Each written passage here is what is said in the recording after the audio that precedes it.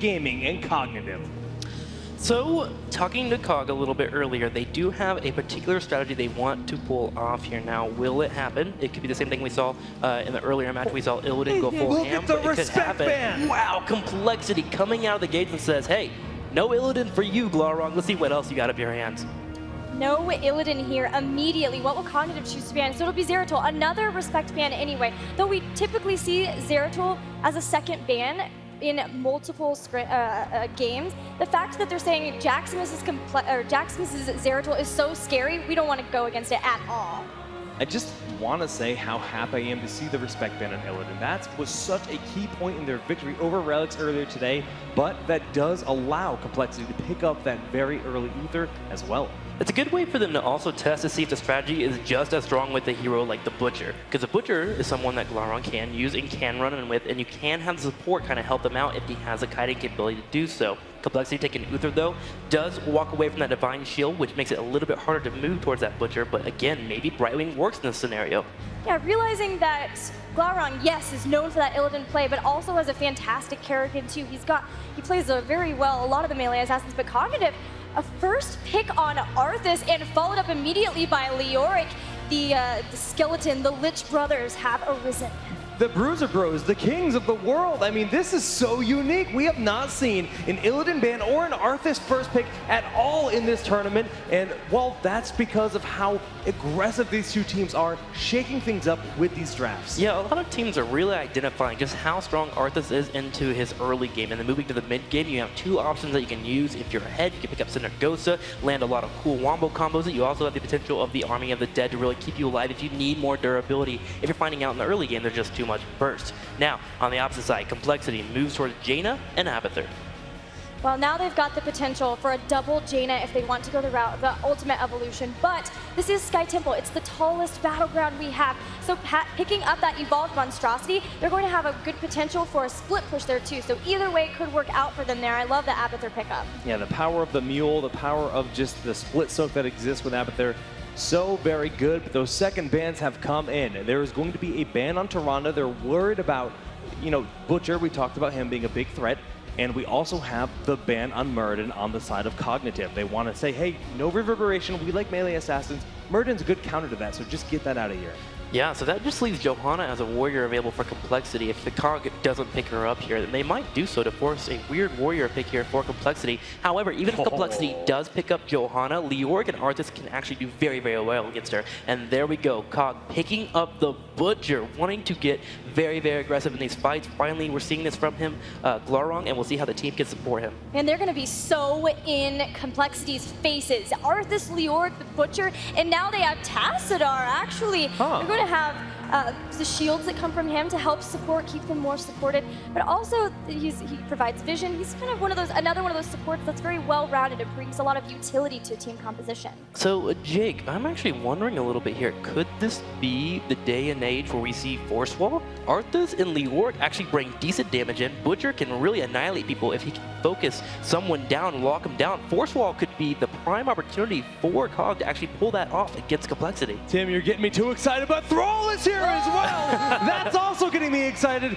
They're picking up that big melee assassin with the Abathur hat, also going to be in the face, and I love him picked against all these big warriors. They don't have a lot of stuns, right? Butcher has Ruthless Onslaught. They've got the slow on Arthas. They've got the slow on Leoric, but what Thrall really hates to fight against is the big stuns, because then he can't heal himself. So the Sundering, very powerful. I don't think we'll see Earthquake played here. Should be a Wind Fairy build picked up here for Thrall. Yeah, that's generally what people are doing with the Thrall builds, but we have a melee assassin versus melee assassin, so it's going to be who can do it better. Now we've got one more pick for each team here. Let's see, on compLexity side, still no warrior yet. Not sure if they'll choose to do the warrior list composition that we saw Cognitive run early. No, it will be Johanna to finalize their composition.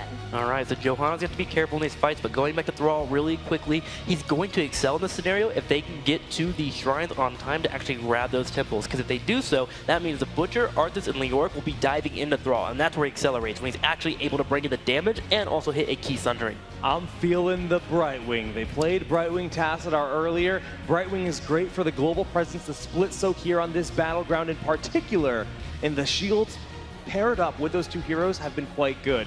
Yeah, Brightwing is valued very high by Cog, and there she is, the Fairy Dragon of Death, if you will. We're going to see if they're going to get that level 13 count that allows them to get the reduced spell damage on top of the Butcher, but we're going to get ready for this game very soon. Jake, I can't wait. What do you think, man? Brightwing's being played. I couldn't be happier. I know Gilly loves Brightwing. I love Brightwing. I've got Fairy Dragon plushies all over my house. Seriously, I do. I believe you. I do You're too. super cool I do because too. of it. Apparently, we're twins here. All right, guys. Well, game number 1 is about to begin here between Cognitive and Complexity on Sky Temple. Let's hop into it. All righty, the game is loading up. Complexity, the team that advances here, will be guaranteed to go to the next phase of the tournament. And on the side of Cognitive, Glaron will be playing on the Fabled Butcher, Iacona on Brightwing, Silo playing the Orc. It's going to be Hospital on Arthas, and Ivy Slime will be playing as Tassadar. And here to show us the power of Thrall, we have Complexity with Jaximus on that Thrall. Hans will be playing the Abathur, Caterpillar on Johanna, Trumbull playing Jaina, and rounding it out, Uther will be played by Blinks. The rise of some of these heroes in the recent patches has been incredibly exciting. Seeing Thrall be played more and more in this tournament has been quite the treat. Last night over in the Korean events, they were playing a lot of Tychus. So as Heroes just continues to grow, the hero pool continues to evolve each week. It's rather a treat, Gilly. It is indeed, especially with a Brightwing now. Brightwing we haven't seen in a long time. It's been a while. She was hibernating for the summer, but she's back. She's got hyper shift, so she is going to be phase shifting all over the place. And that's going to be really fantastic because she can do things like sit in lane and soak for as long as possible and then teleport in when she's absolutely needed for these fights. I had no idea Fairy Dragon hibernated in summer, but that is a cool fact. Now I know. Yeah, well, you're welcome for that. Little Fairy Dragon knowledge coming your way. All right, so just taking a quick look at some of the talents here. I mean, you see that Butcher is going for a block, and this just immediately respecting the damage output of that Wind Period on Thrall. But wow, immediately see a lot of damage being thrown out. The Howling Blast will be mitigated with the Iron Skin there on Johanna. Nicely done. Another pickup here is the reach on Uther. Blinks has been picking that up quite frequently, but it's going to be very nice too, especially the fact that they do have the potential to have kind of the fight spread out. That way Uther can make sure that he can reach both sides of the battle with his heals. Yeah, we see that picked up very quickly, like you said, with those melee assassins on your team. The first shrines of this game will be spawning in just about 2 seconds. And currently we do see the control on the side of the blue team Cognitive of that watchtower. So they have eyes on that entire top portion of the game. Silo will be sitting on the middle temple. Top temple currently uncontested. So in the bottom, we do have Abathur continuing to sit there and soak. We had him move down there so that he can get the lane soak there. That's one benefit of having the Abathur there for Complexity, and why we see Brightwing staying there.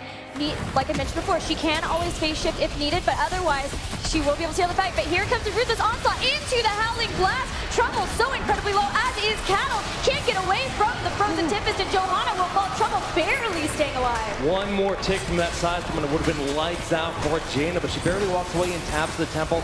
Now going to try to retaliate, but all this time we've seen the top temple was controlled by Uther for a fair amount of time. With ammunition, just about half that has been used, not even.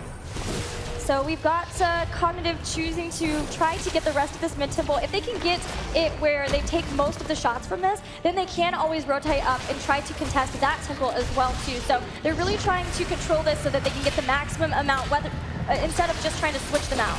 All right, Howling Blast was whipped here, and that's a lot of damage going off on Hospital. He will end up falling very quickly in this fight. All right, one takedown on each side, and Complexity starting to work on some of these temples here. But Ivy Slime split pushing here. We even have Brightwing still in the bottom, has not chosen to come up here. So Cognitive's lane soak has been excellent through this temple phase. Yeah, usually when you see Abathur, you're like, yeah, they're going to have the better lane soak. But Brightwing just showing off the utility of that hero, getting that as well. Slight experience lead for them. Structurally, things are quite even right now. Complexity Cognitive, quite even pairing. Very, very even, and I expected nothing less. There is Peekaboo, the talent that Iacona picked up on Brightwing, going to be able to provide them vision, and of course the polymorph too on Cattle, as they're trying desperately just to get the rest of the shots off of this temple. Cattle trying to delay as long as possible, but needs to be careful. Yeah, but they did in fact force Brightwing up here. So right now they're actually not getting that soak in the bottom lane, in which Abathur is doing so. That's a good thing for Complexity. They want to force that as often as they can for Brightwing to come up and assist the rest of the team. Yeah, absolutely. She can't phase shift down to the bottom because there's no other heroes there. It has to be to them. So getting back down there would take a long while of rotating back around. There's Got level 7 talents being picked up on Cognitive.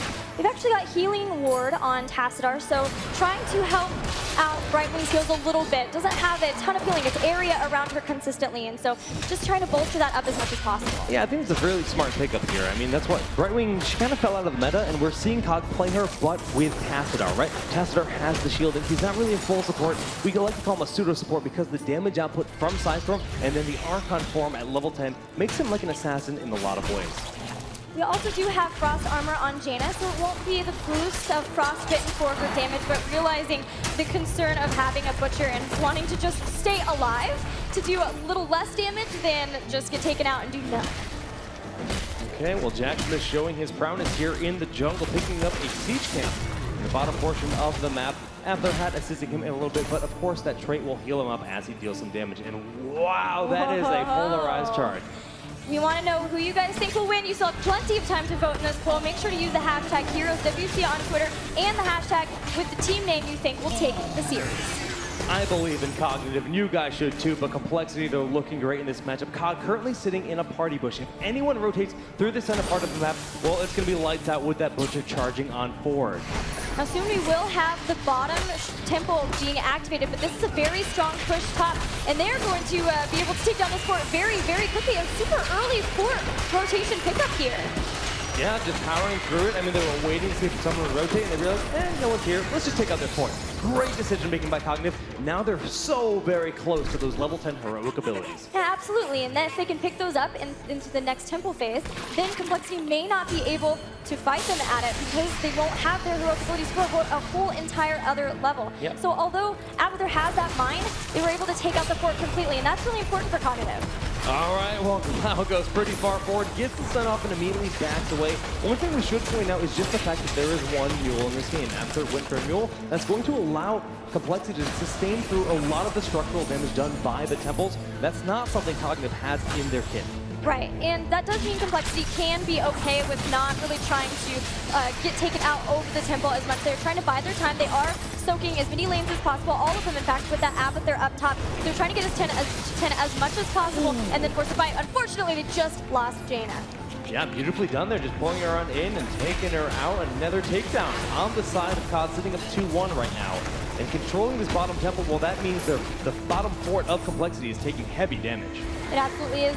The Mule is trying desperately to hold it up. The final 5 shots left. May not be enough to take it out, but Cog is coming in, realizing that there is a Mule available, and Jaina still trying to get back into the rotation down here. Can Cog take it out in time before she gets here, though?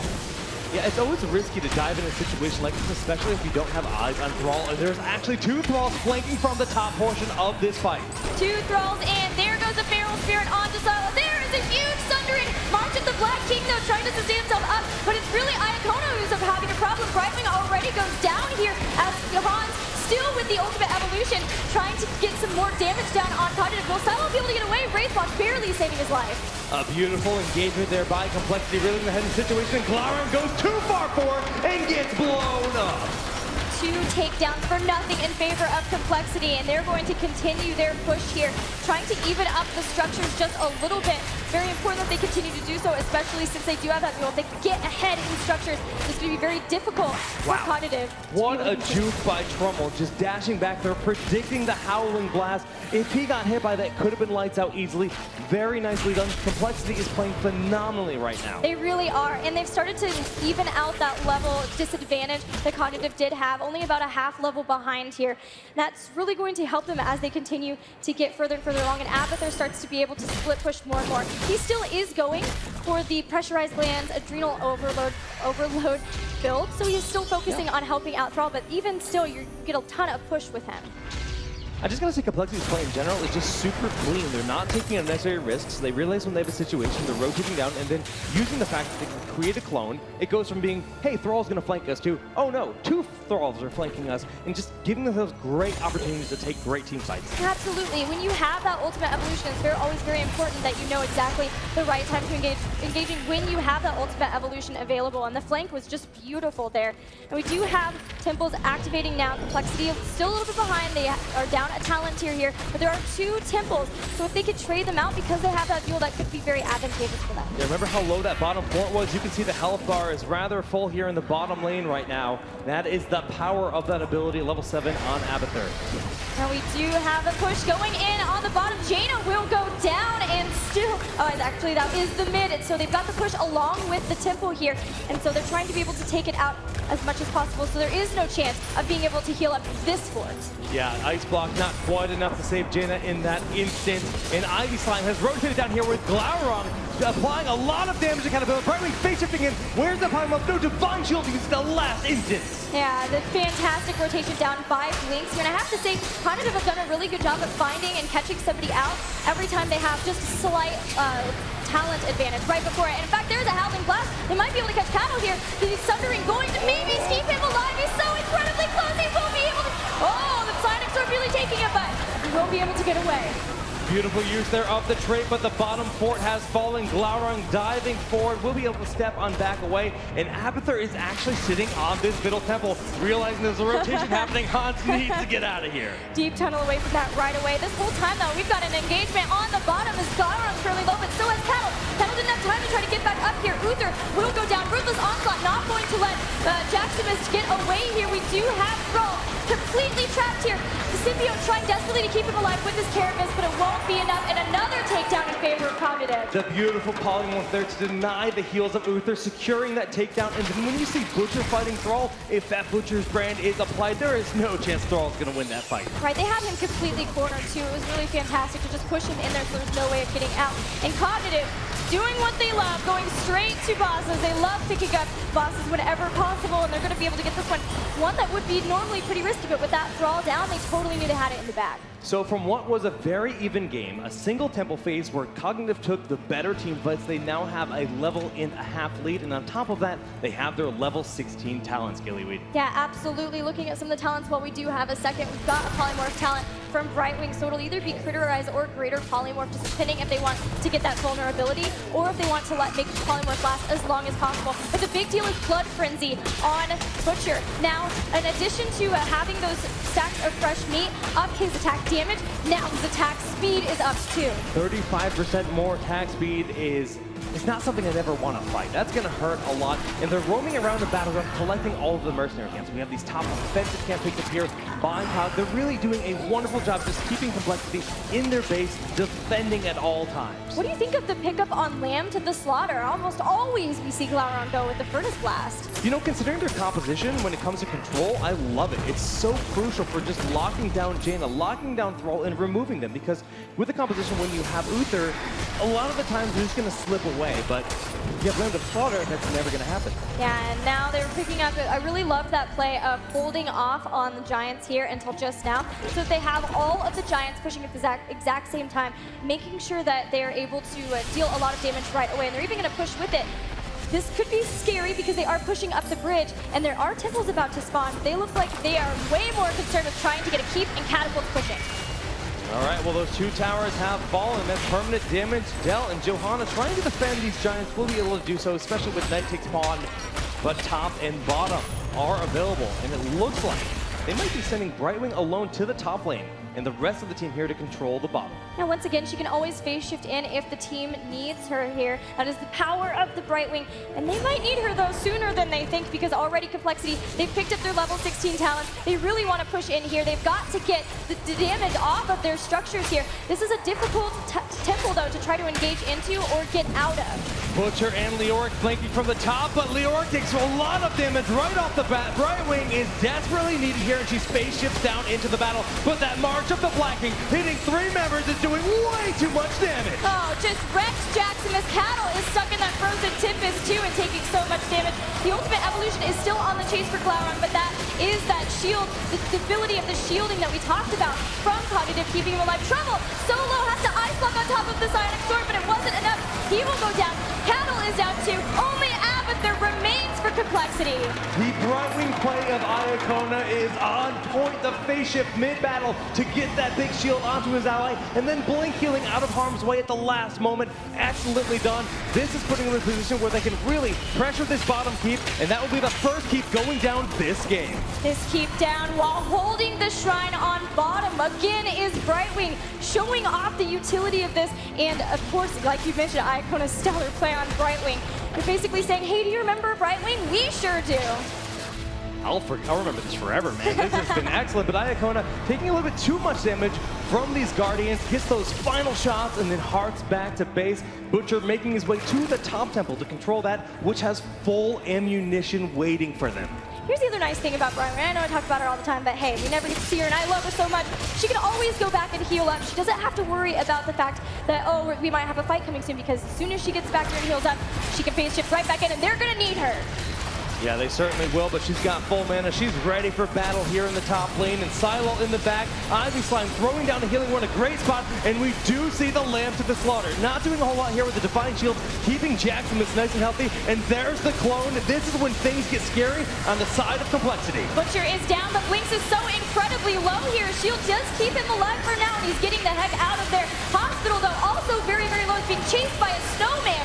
Never something you want to see happening here, and he will fall too. This game is so incredibly close. Iacona can't even kill away. No, won't be able to get to Tassadar in time. Wow, complexity bouncing back in this game. They take control of the shrine, and they're continuing to chase Ivy Slime. The Wolf connects with the room. The Condemned pulling him in, and Ivy Slime goes down. Tassadar did not have his pressures up, so he just went straight down. Even though Trummel is very, very low. Hans, we're seeing him, his ability to soak this lane here, but we still have a temple up. Half of the temple left, at least for complexity to pick up, but they've got to get those storm talents for the next engagement for sure. Yeah, the fact that his complexity was able to take a fight on the verge of level 20 on the side of Cognitive is really good. And a testament, just they knew that was a situation where they had to make it happen then and there. Perfectly done. They're back in this game. Now, looking at some of the Storm talents we do have on the side of Cog, we have Bolt of the Storm, the Twilight Archon, 2 Hardened Shields on Arthas and Leoric, and then we have Rewind on Brightwing. So trying desperately to make sure that she has all of the abilities that she needs, especially that Polymorph. All right, well, we do see Complexity trying to take this boss. 2 members up, Glowering Silo here in the face of them. Brightwing immediately face shifting into battle, clearing those mines, the after mines into the left bush there. And this boss is going to be interesting here. We see the Sundering go out, but the boss wasn't quite taken yet, and we have Silo on top of the point.